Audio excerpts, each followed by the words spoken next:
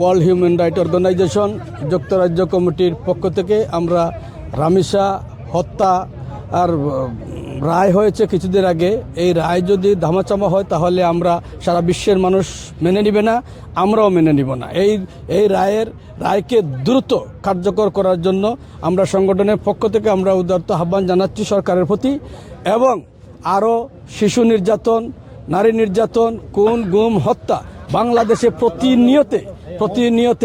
প্রতিনিয়তে বাংলাদেশের সাধারণ মানুষ নির্যাতিত হচ্ছে এবং বাংলাদেশ রাজনৈতিক দলকে নিষিদ্ধ করা হচ্ছে। এটা মানবাধিকার লঙ্ঘন করা হচ্ছে, আমার মতে মানবাধিকার লঙ্ঘন হচ্ছে। এগুলা যাতে সরকারের প্রতিহিংসা না করে সবাইকে রাজনীতি করার সুযোগ দেওয়া হয়, এই আশা প্রত্যাশা করছি।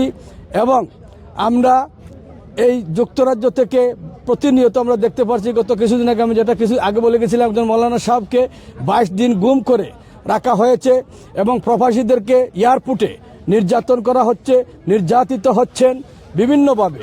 আমি তার সংগঠনের পক্ষ থেকে, ওয়ার্ল্ড হিউম্যান রাইট অর্গানাইজেশনের পক্ষ থেকে আমি তীব্র নিন্দা প্রতিবাদ জানাচ্ছি।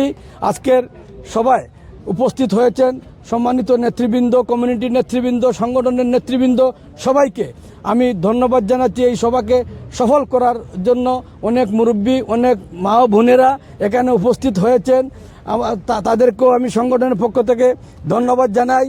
আপনারা আমাদের সাথে থাকবেন, আমরা আপনাদের সাথে থাকব। আমরা চাই বাংলাদেশে যত নির্যাতন, যত হত্যা, গুম, খুন সব কিছু সুষ্ঠু বিচার হোক এবং যত ধরনের ভয়ানক ঘটনাগুলো ঘটছে, চিন্তায় রাহাজানি।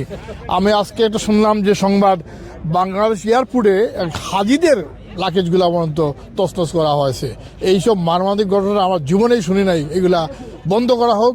সরকারের সুষ্ঠু দৃষ্টি আকর্ষণ করছি, ওরা যেন সুষ্ঠু বিচার করে এই বাংলাদেশটাকে সুষ্ঠু চাই। আমরা সুস্থ বাংলাদেশ চাই। আমরা চাই না আমাদের দেশ এইভাবে অশৃঙ্খলায় অরাজকতায় তৈরি হোক। রামিসা হত্যাকাণ্ডের বিচারের রায় যাতে দ্রুত কার্যকর হয় এবং বাংলাদেশের মানুষ যাতে তাদের অধিকার ফিরে পায় এবং সকল মানবিক মূল্যবোধ যে অবক্ষয় হয়েছে, মূল্যবোধের সে অবক্ষয়টা যাতে ফিরে আসে, বাংলাদেশের মানুষ যাতে তাদের নিশ্চিন্তে চলতে পারে, মা বোনরা যাতে তাদের নিজেদেরকে স্বাধীনভাবে বাইরে এবং ঘরে থাকতে পারে, এই প্রত্যাশা রেখে আমরা সবাই একত্রিত হয়েছি। আমাদের আওয়াজ এটাই, সরকার সকল হত্যাকাণ্ডের দর্শনের বিচার করবেন। এবং আজকে বিভিন্ন জায়গায় 7 থেকে 8টা দর্শন হয়েছে এবং কাউকে গ্রেফতার করা হয় না। আমি আহ্বান জানাই এগুলা তাড়াতাড়ি বন্ধ করতে হবে এবং অচিরেই এগুলার বিচারের মুখোমুখি করতে হবে। আপনারা সবাই জানেন আজকে যে বাংলাদেশের যে অবস্থাটা শুরু হয়েছে, আমরা বয়ে থেকে কিন্তু লন্ডনে আসি। আমাদের যে যারা শিশুরা, মেয়েরা, আমরা কিন্তু এটার একটা চিন্তার ধারণা যে ওদেরকে যেভাবে দর্শন, যেভাবে 71-এ কিন্তু আমাদের দেশে এইরকম হয় না, কিন্তু আজকে যেভাবে যে নারী দর্শন, শিশু দর্শন, স্পেশালি বলাৎকার, এইটা কিন্তু থামাইতে হবে। আমি অনুরোধ জানাচ্ছি বাংলাদেশ সরকারকে, এইগুলোর দিকে আপনি নজর দেন। বাংলাদেশের আলোচিত হত্যাকাণ্ড, রামিসা হত্যাকাণ্ডের রায় দ্রুত কার্যকরের জন্য আমরা সবাই সমবেত হয়েছি।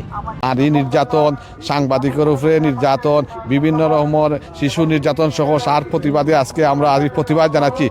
আজকে আমরা প্রবাসী ইংল্যান্ডবাসীরা এখানে জড়ো হয়েছি। বাংলাদেশে যে মানবতা লঙ্ঘন হচ্ছে আমরা ফেসবুক খুললেই দেখতে পারি। শত শত শিশুদেরকে নির্যাতন করে, দর্শন করে হত্যা করা হচ্ছে এবং খুন, রাহাজানি, এই সকল বাংলাদেশ একটি জঙ্গি রাষ্ট্রে পরিণত হয়েছে।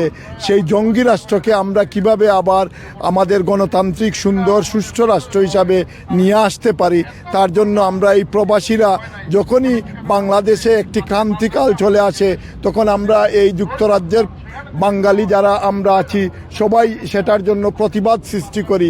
সেজন্য আজকে আমরা এখানে জড়ো হয়ে আমরা ওয়ার্ল্ডের নেতৃবৃন্দের কাছে আহ্বান জানাচ্ছি বাংলাদেশের সুষ্ঠু পরিবেশ ফিরিয়ে নিয়ে আসার জন্য।